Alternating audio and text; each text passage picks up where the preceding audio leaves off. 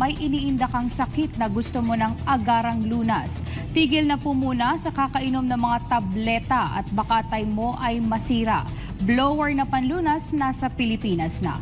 Kung iyong mamasdan, mistulang blower lamang ng buhok pero lingid sa kaalaman ng marami, mayroon itong terahertz frequency, quantum technology at optical quartz light technology na kayang pumuksa ng anumang uri ng sakit sa iyong katawan.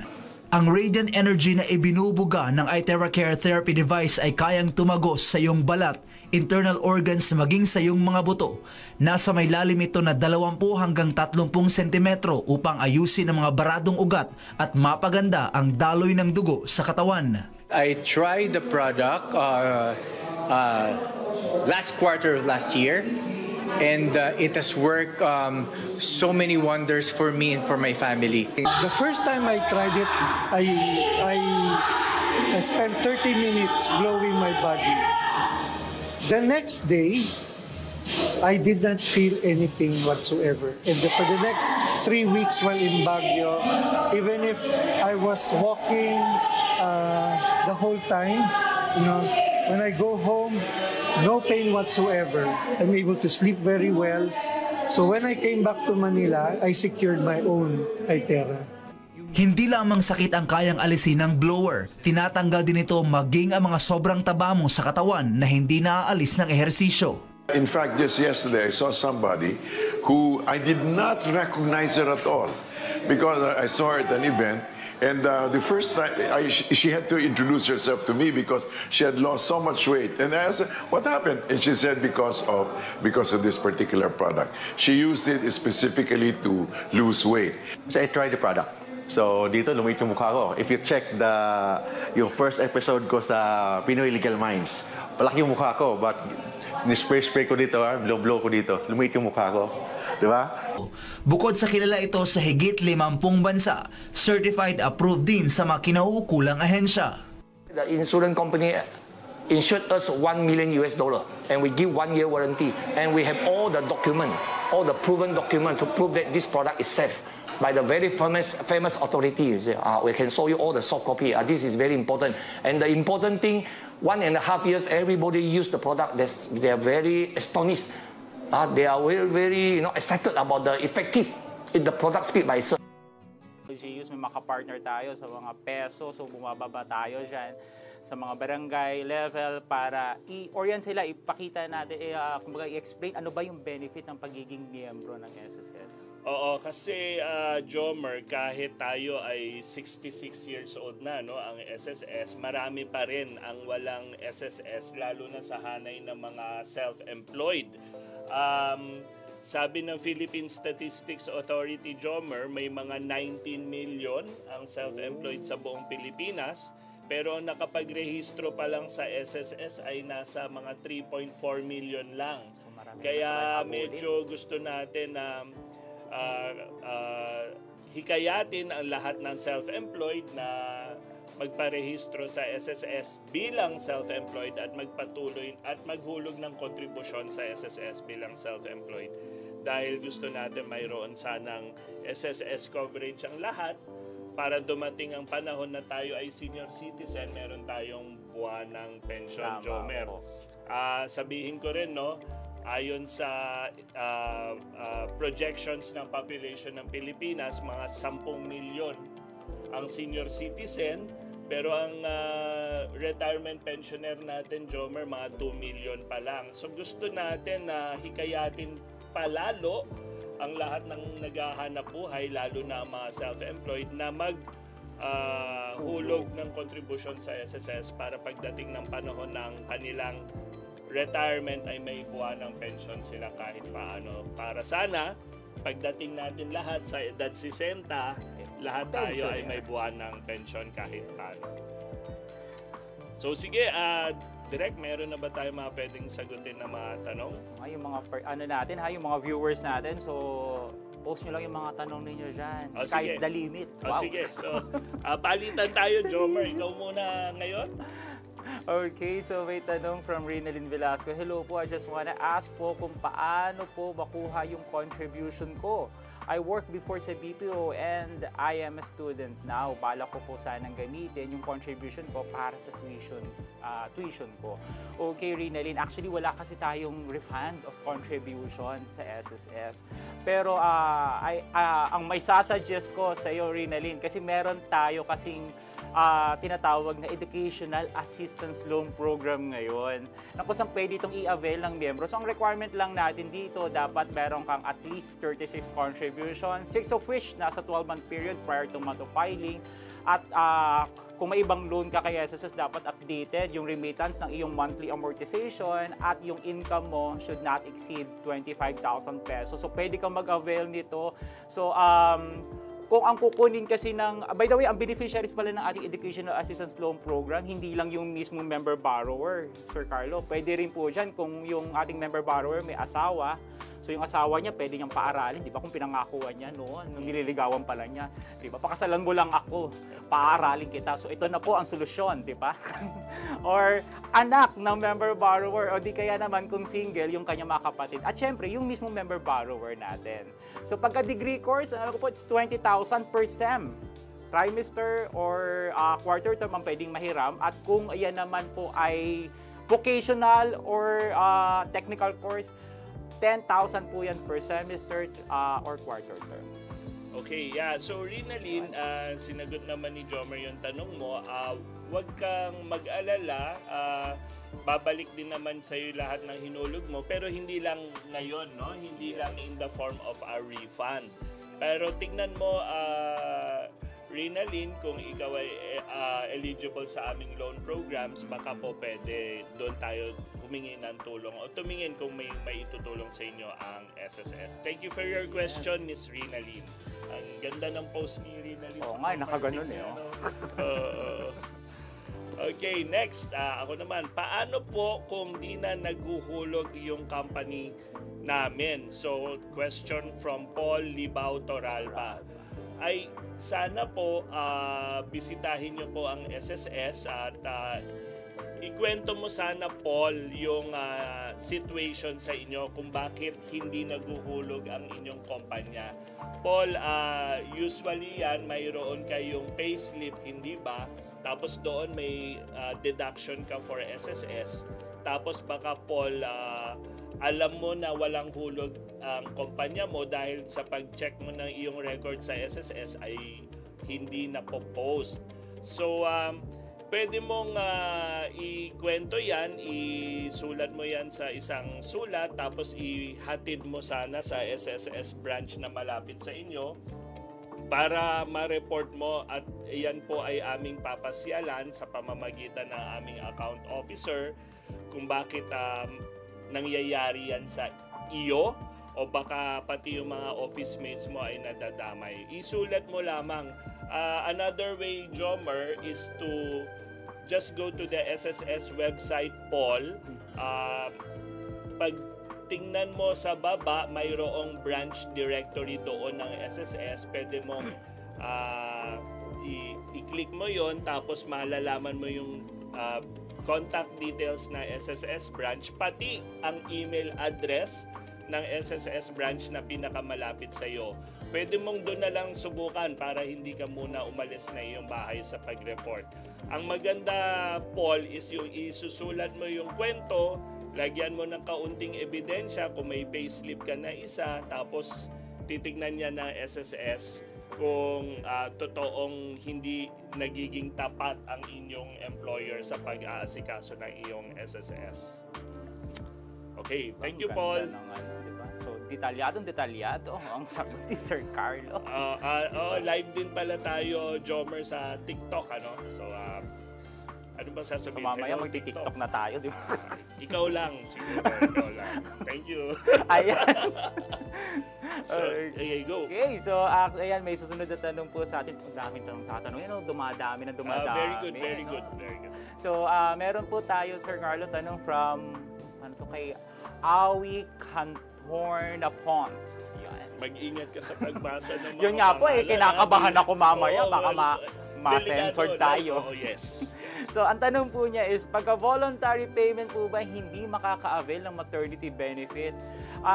We actually, regardless if you are a voluntary paying member, self-employed, OFW, non-working spouse, employed, qualified po lahat yan. Kumbaga, ibig sabihin, pwede kang maka-avail ng maternity benefit provided na na-meet po ninyo yung qualifying conditions natin para sa maternity benefit. So, ano bang qualifying conditions natin dyan? Una, meron kang at least 3 months contribution within the 12-month period prior to the semester of contingency. At kung kayo po ay employed, nakapag-notify kayo kay SSS. At para naman sa mga individually paying member, for employed, nakapag-notify sa employer. And for individually paying member naman, nakapag-notify kay SSS. Oo. So, pwede po ang sagot dun sa tanong nyo, Miss Awi Cantor Napon. Pwede po kayo mag-apply ng maternity benefit. On the average po, 39,000 ang halaga ng ating maternity benefit na nakiklaim ayon sa ating pinakahuling datos, JOMS. Yes. At saka pinadali na rin po natin yung filing ng maternity benefit kasi hindi na po nila kinakailangan pumunta pa kay SSS kasi kailangan nyo lang, meron kayong account sa my.sss, so yung submission ng ating mga documents dun na rin. Online na, di ba? Very good. Okay, ako naman. May tanong si Anebe Girl. Good morning, may tanong po ako. Aside po from the contribution from my employer, pwede pa po ba ako maghulog? Okay. Ang sagot, Anebe Girl, ay oo, sa pamamagitan ng ating bagong Voluntary Provident Fund Program o WISP Plus. Search lamang po sa social media accounts namin yung tungkol sa Voluntary Provident Fund o WISP Plus. WISP kasi Workers Investment and Savings Program Plus na programa ang tawag namin dyan.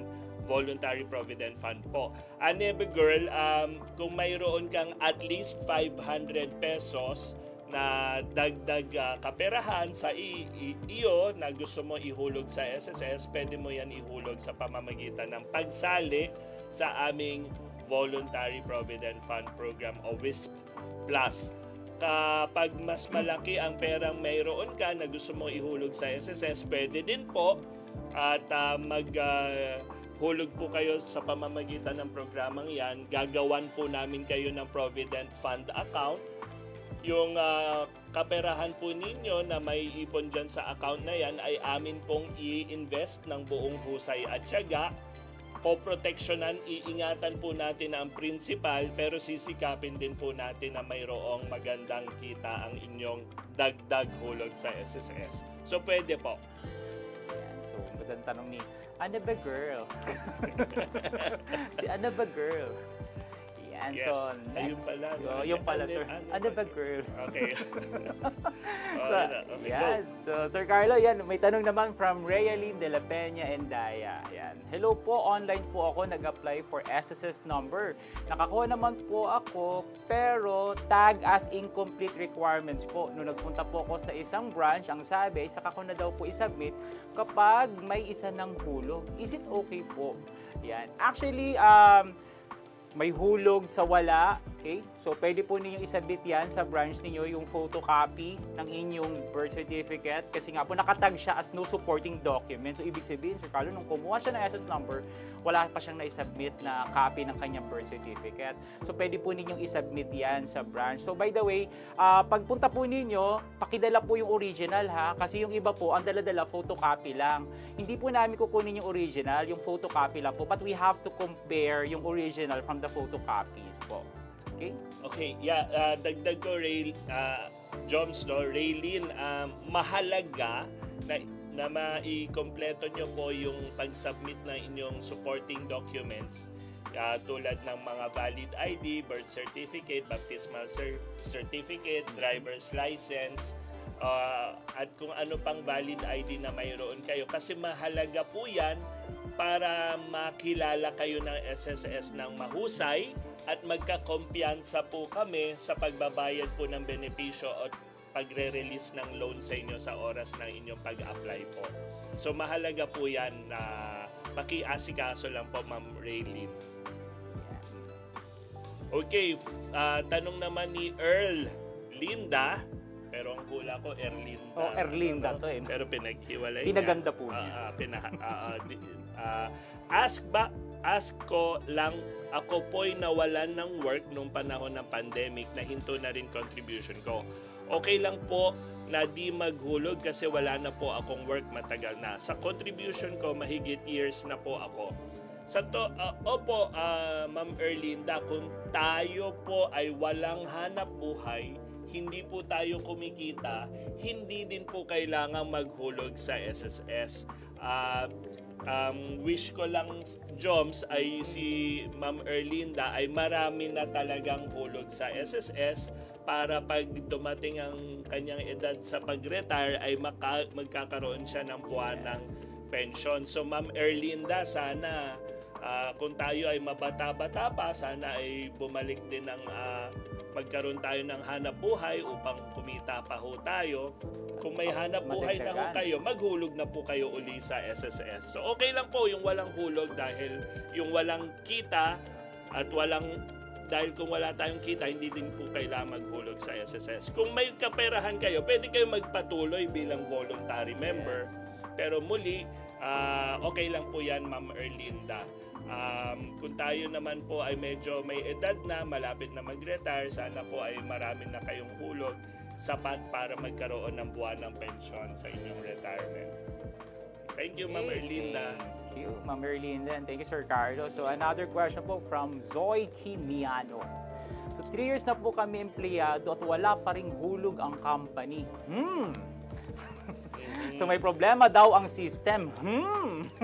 Hindi daw pinapansin ng SSS ang company na pinapasukan ko. Wow! Hindi po kami isnabero, ha? So kay Zoyki, ganito po yan. So actually, ang membership natin, ang coverage po natin for employed, di ba Sir Carlo? First day of employment pa lang. So dapat covered ka na. So ibig sabihin yan, si employer dapat nire-report na yan sila. So miyembro ka na ng SSS, first day pa lang ng employment niyo. So binibigyan natin ng employer to report their newly hired employee ng 30 days. So ito, 3 years, wala nang reporting, wala pang hulog. So ang may papayo po namin dyan sa inyo is to seek assistance from the nearest SSS office. Yan, puntahan nyo, pwede ho yung branch head or yung ating accounts management section. So nandyan po yung mga accounts officer ho natin na handang tumulong sa inyo. At yung inyo pong complaint or reklamo, yan naman po i-consider natin as confidential ho yan, yung mga data ho ninyo. So hindi naman ho namin sasabihin sa employer ninyo na, uy, si ganito nire-reklamo ka, hindi daw sila pinaghuhulog. So yun. Yeah, so medyo malungkot tayo dito sa balita ni Zoyki, ano? Zoyki, kayo po ba ay kinakaltasan tapos hindi kayo hinuhulugan sa SSS? So hindi naman tayo 3 taon walang na may problema. Yes. Grabe naman yon. So Zoyki, sulat lang na maigi ang inyong istorya at dagdagan mo sana ng mga ebidensya. Tapos ihanda mo yan, tapos i-xerox mo para mapatanggap mo sa SSS branch na bibisitahin mo. Medyo sinasuggest din natin, Joms, na ipapel din nila ang kanilang istorya para matatakan namin ng receive. Tapos pwede nyo pong kamustahin ng after a few months kung ano na po yung mga naging aksyon na SSS tungkol dyan. Gusto namin yan kalampagin yung inyong kumpanya dahil dapat po ay tinitiyak nila ang inyong SSS bilang empleyado. Tama po.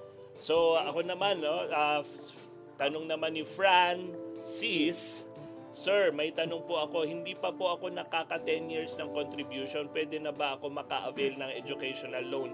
Ay, Francis, si Joms pa lang sasagot ko nito, no? Kasi may mga detalye dito sa educational loan. Pero nabanggit mo na kanina, Joms, no? 36. Payagan, i-explain na natin ulit for Francis. Yes. So, Francis, again, ang requirement natin dyan for contributions po, 36. Okay? 36 contributions. So, kung tuloy-tuloy, 3 years lang po yan. Kung tuloy-tuloy tayo na naghuhulog. So 36, 6 of which should be within the 12-month period prior to month of filing. Yung income po natin hindi lalagpas ng 25,000 pesos. At kung may ibang utang tayo kay SSS, halimbawa po may calamity loan tayo, meron tayong salary loan, dapat updated tayo sa remittance ng ating monthly amortization.